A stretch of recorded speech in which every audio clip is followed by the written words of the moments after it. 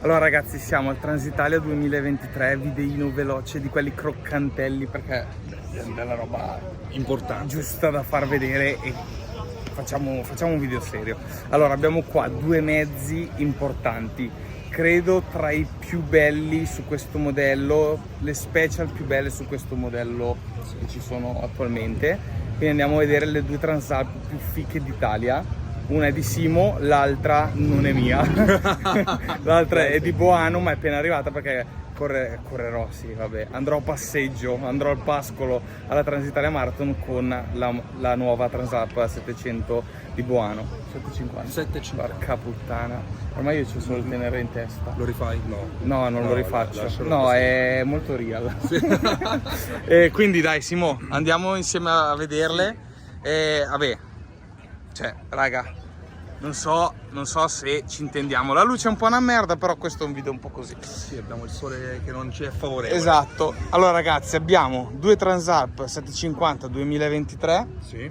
Super kittate. Questa qua è quella di Simo, sterrare umano per chi non lo conoscesse. E l'altra invece di Boano. Simon, vieni un attimo e ci spieghi le modifiche fatte sulla tua, perché magari qualcuno che ci ascolta vuole farsi una Transalpona cattiva come questa. Sì, che poi fondamentalmente le modifiche non sono tante e non sono neanche così costose. Perché? Sì. Cartucce Andreani, quindi mantenendo gli stessi steli, solo la cartuccia. Poi mono posteriore Öhlins, quindi abbiamo messo le mani sulle sospensioni. Andiamo a vederlo di là. Sì. La moto si è alzata di circa 4 cm da terra. Ok. E abbiamo, diciamo... Quanto costa più o meno un mono così? Un 1100, 1200? 1200, 700-800 euro le cartucce, quindi un 2000 euro hai sistemato le sospensioni. E già raga, la moto cambia da così a non così. Cioè, è veramente un cambio totale della moto. Sì. Poi ha il paracoppa della SV SV Motec, credo 350, 400 sì, euro. Tra l'altro ce l'abbiamo su tutte e due le moto, anche quella di Boano. Su quella di Boano. Poi ha lo scarico completo SC Project, che in questo caso è only for race. Ok, quindi non è omologato per la strada. Però volendo uno può mettere anche solo il terminale, perché il terminale originale è un po' basso. In più la mia moto ha anche i cerchi stretti, canale stretto, per montare le mousse, ma è assolutamente una cosa facoltativa. Poi porta roadbook, però Qualcomm. Precisiamo che tu ci hai fatto anche un rally di recente, quindi la strumentazione appunto per andare a correre un rally, la mia invece è standard. Strumentazione F2R, porta roadbook con pulsantiera, vedete tutto, tra l'altro senza andare ad inficiare la strumentazione originale, ma è montato tutto sul manubrio. Sul manubrio, così almeno non stressi neanche il telaietto. Quindi questo è assolutamente solido. Sì. Paramani Barkbuster un po' decenti in alluminio, quindi mi sembra che li hai anche già usati. Li hai anche già usati. Sì. Una volta ho incontrato un paio di pezzi da 100 euro, volevo raccoglierli mentre andavo. Capita, a me non capita così spesso, però poche volte però capita. Invece quella di Ivan, anche sull'avantreno notiamo subito le piastre, e mi diceva ieri che ha anche cambiato proprio un po' l'angolazione di tutto quello che è l'avantreno. Abbiamo delle Kayaba con l'avantreno tutto da 48, i cerchi sono originali, però abbiamo montato delle belle Rebel, belle ignoranti, che posso confermarvi perché le ho già provate sul Tenere 700.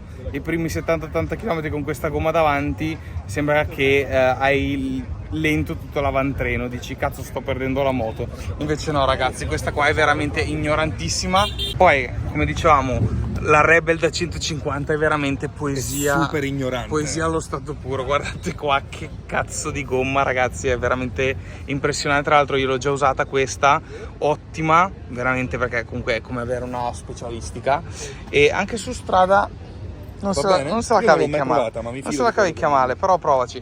E abbiamo ovviamente anche qua mono Öhlins al posteriore. Questo qua è diverso dal tuo Simo? Sì, questa qui è diverso dal mio, è un modello progressivo, quello mio no.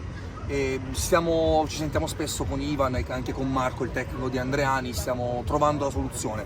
La soluzione migliore. Questo qua tecnicamente, da come mi ha detto Ivan, costa di meno del tuo. Sì.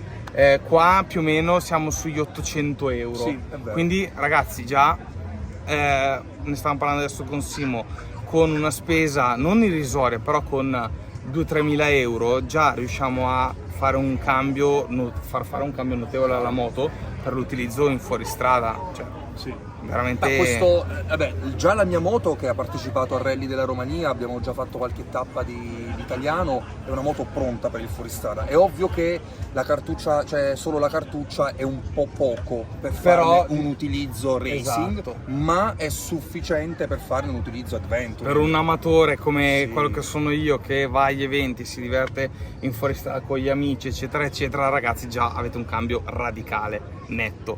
E poi vabbè, qua abbiamo la strumentazione originale, manubrio classico che monta buono, quindi leggermente più stretto, sempre paramotore SV, e poi ragazzi le grafiche e la sella fatta come fa sempre Ivan sulle sue moto.